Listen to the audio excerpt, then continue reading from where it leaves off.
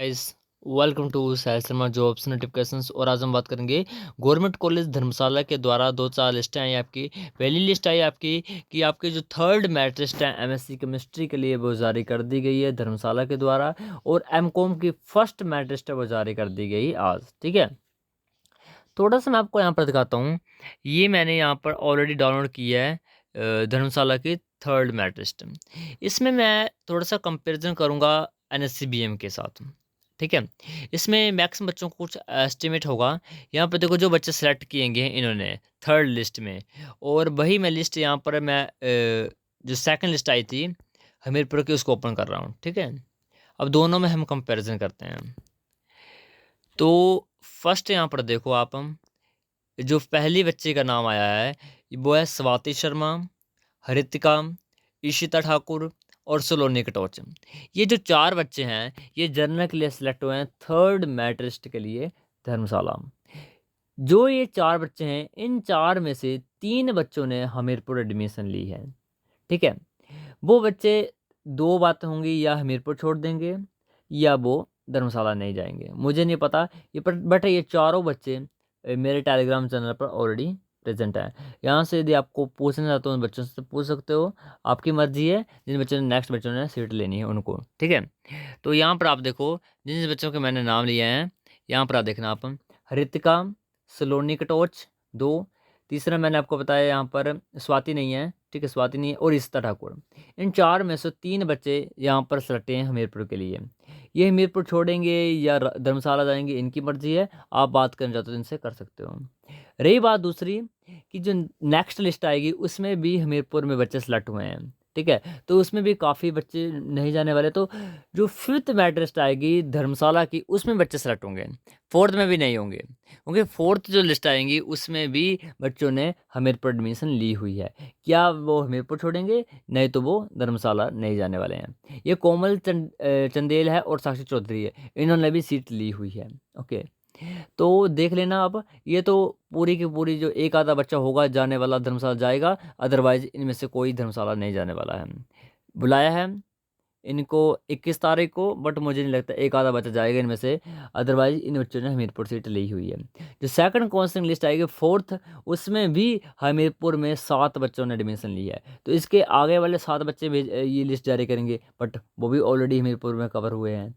तो इसके बाद जो फिफ्थ मेरिट लिस्ट आएगी उसमें आपका नंबर पड़ जाएगा जिनका अभी तक हमीरपुर में नंबर नहीं पड़ा है। ठीक है, उन बच्चों का नंबर पड़ जाएगा धर्मशाला फिफ्थ मेरिट लिस्ट में। टेंशन मत लो, आराम से आपका नंबर पड़ेगा। अभी तो बंदों ने CUT में सेंट्रल यूनिवर्सिटी धर्मशाला जाना है अभी तो। ठीक है, नेक्स्ट यहाँ पर लिस्ट आई है वो है आपके डलियारा की। तो डलियारा के लिए भी यहाँ से लिस्ट जारी कर दी गई है आज। जो पहली लिस्ट यहाँ पर जारी की है ये आपकी है एमकॉम के लिए। ठीक है, तो एमकॉम के लिए इन बच्चों को 21 तारीख को 11 बजे बुलाया है डलियारा। ये डॉक्यूमेंट आपको वहाँ पर लेके जाने हैं। ठीक है, और ये लिस्ट आपकी, इस लिस्ट को आप यहाँ पर देख सकते हो, एंट्रेंस के बेस पर है। ओके, और कैटेगरी वाइज लिस्ट है। उसके बाद यहाँ पर नीचे आप यहाँ पर देखो वेकेंट सीटें भी हैं। ठीक है, तो जिन बच्चों को बुलाया गया है उनको जाना है भाई कहाँ पर, उनको जाना है डलियारा। और आई थिंक उन बच्चों को जाना, वेटिंग लिस्ट वालों को थोड़ी बुलाया है, यहाँ पर बुलाया है। हम्म, लिखा नहीं है वेटिंग लिस्ट वालों को, तो आई थिंक नहीं बुलाया होगा वेटिंग लिस्ट वालों को, मुझे नहीं, बाकी कंफर्म कर लो डलियारा से। बाकी लिखा नहीं है कहीं पर कि वेटिंग लिस्ट वाले आ जाओ। इन्होंने जो लिस्ट जारी की उन लिस्ट को करना है। बाकी लिस्टें आप डाउनलोड कर सकते हैं, मैंने आपको लिस्टें ऑलरेडी टेलीग्राम चैनल पर अपलोड की हुई हैं।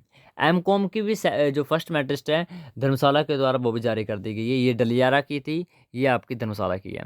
इसमें जनरल ओपन टू ऑल में 8 बच्चे सेलेक्ट हुए हैं। उसके बाद जर्नल में यहाँ पर 16 बच्चे सेलेक्ट हुए हैं। 16 सॉरी सॉरी 23 बच्चे हैं। SC में 6 बच्चे हैं, ST में 3 बच्चे हैं। इन बच्चों को करना क्या है, इनको एडमिशन लेनी है। ठीक है, तो यहाँ पर डेट दी हुई होगी, क्या डेट दी, हाँ 21। तो इन बच्चों को भी 21 तारीख को धर्मशाला जाना है। ठीक है, तो आपका ये प्रोविजनल है, बाकी ये सिलेक्शन हो जाएगी लिस्ट जब आपकी वहाँ पर सिलेक्शन हो जाएगी। ठीक है, तो अभी तक तो यही लिस्टें आई हैं। ठीक है, धर्मशाला की 2 लिस्टें आई थी, एमकॉम की और MSc केमिस्ट्री की। डलियारा की आई थी MSc केमिस्ट्री की। ठीक है, तो अभी तक तो ये अपडेट है। बाकी यहाँ पर जो बिलासपुर की तरफ से है, तो बिलासपुर की तरफ से कुछ अपडेट आई हैं, जिसको मैं यहाँ पर आपको दिखा देता हूँ। बिलासपुर की तरफ से जो अपडेट आई हैं वो आई हैं आपकी वही काउंसलिंग के रिगार्डिंग। ठीक है, ये नोटिस है। पहला नोटिस आया है जिसमें बोला गया है कि keeping in the view of harsh weather condition in the state, the last date of fee deposit has been extended up to 20।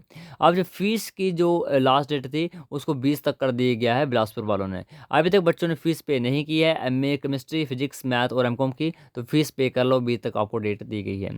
उसके बाद आपके यहाँ पर एमए इकोनॉमिक्स और एमए इंग्लिश की ऑफलाइन जो काउंसलिंग होने जा रही है वो होगी on the basis of your UG, यानी अंडर ग्रेजुएट कोर्स के बेस पर है, ये आपके एंट्रेंस के बेस पर नहीं होगी। जाइए बिलासपुर, जिनका स्कोर अच्छा है बीएससी में, बीए में, तो आपका नंबर पड़ जाएगा एमए इकोनॉमिक्स और एमए इंग्लिश में। ओके, नेक्स्ट नोटिस इनके द्वारा जारी किया गया है। इस नोटिस में एमएससी केमिस्ट्री की सेकंड लिस्ट के लिए आपको बुलाया गया है। Second counselling for MSc chemistry first sem for the session 2023-2024 will be held on 21/8/2023, 21 तारीख को बुलाया गया है, ठीक है। और 10:30 से 1 PM के बीच में बुलाया गया है बिलासपुर। और यहाँ पर देखो, जर्नल वालों में जिसके मार्क्स 40 से अबव हैं, जिन्होंने फर्स्ट काउंसलिंग अटेंड नहीं की है, उनको बुलाया स्पेशली। उसके बाद पीडब्ल्यूडी कल्चर और स्पोर्ट्स के सभी बच्चों को बुलाया है, और ईडब्ल्यूएस के 37 से 40 के बीच में बुलाया है। ये बुलाया है बिलासपुर। ओके, नेक्स्ट हम बात कर लेते हैं। ये तो हो गया भाई अभी तक के जो अपडेट आई हुई हैं।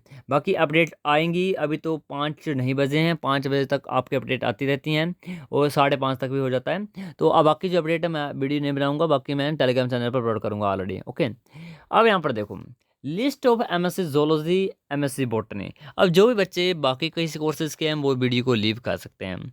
ये स्पेशली नेक्स्ट हम टॉपिक स्टार्ट करेंगे एमएससी जोलॉजी और एमएससी बॉटनी वालों के लिए, ठीक है। तो जहाँ तक मुझे पता है बच्चों ने हमीरपुर सीट ले ली है, ठीक है। 23 सीटें हमीरपुर है, हमीरपुर कवर हो चुका है। थोड़ी थोड़ी सीटें खाली होती जाएंगी जब जब बच्चे एसपी जाते जाएंगे या किसी अन्य कोर्स में जाते जाएंगे, ठीक है। घुमारवी की अभी तक लिस्ट नहीं है, रामपुर के अब तक फाइनल कुछ नहीं हुआ अभी तक। तो घुमारवी, रामपुर और हमीरपुर का फाइनल होने के बाद आपके जो क्लासेज हैं वो स्टार्ट हो जाएंगे 1 सितंबर से। तो आप लेकर चलो कि आपकी जो सारा काउंसलिंग का ये सारा काम जोलॉजी और बॉटनी का ख़त्म हो जाएगा 1 सितंबर से। जिनको भी सीट मिलेगी वेल एंड गुड, और जिनको नहीं मिलेगी वो करेंगे भाई प्राइवेट एमएससी। कई करेंगे, कई बीएड करेंगे, आपकी मर्जी है जो आपको अच्छा लगे। बट जो बच्चे एमएससी करेंगे प्राइवेट, तो उनके लिए कुछ मैं यहाँ पर सुजेशन दूंगा कि आपको इन कॉलेजेस में अप्लाई करना चाहिए यदि आप कर ही रहे हो तो, ठीक है, प्राइवेट कर रहे हो तो। बाकी मैंने एक ग्रुप बनाया है स्पेशली जोलॉजी और बॉटनी वालों के लिए, क्योंकि देखो आपके पास यदि आपने एमएससी चूज़ किया है तो आपके पास ओनली एक ही ऑप्शन बचता है, वो है CSIR नेट। देखो, नेट के अलावा आपके पास कोई ऑप्शन नहीं रह जाता है यदि आपने एमएससी ली है तो। यदि केमिस्ट्री वगैरह के हो तो इंडस्ट्री केमिस्ट्री या आपको कंपनीज वगैरह मिल जाती हैं, बट यदि आप जोलॉजी बॉटनी से हो तो आपको बस एक ही ऑप्शन बचता है, वो है नेट। और दूसरा गेट है, गेट का भी हम बाद में डिस्कस करेंगे, पहले नेट की हम बात कर रहे हैं। तो नेट का क्या सीन है, आपको देखो बहुत सारे स्टूडेंट्स के कुछ ऐसे मिथ होते हैं कि नहीं आप थर्ड सेम से आप अप्लाई कर सकते हो, ऐसा कुछ नहीं होता है।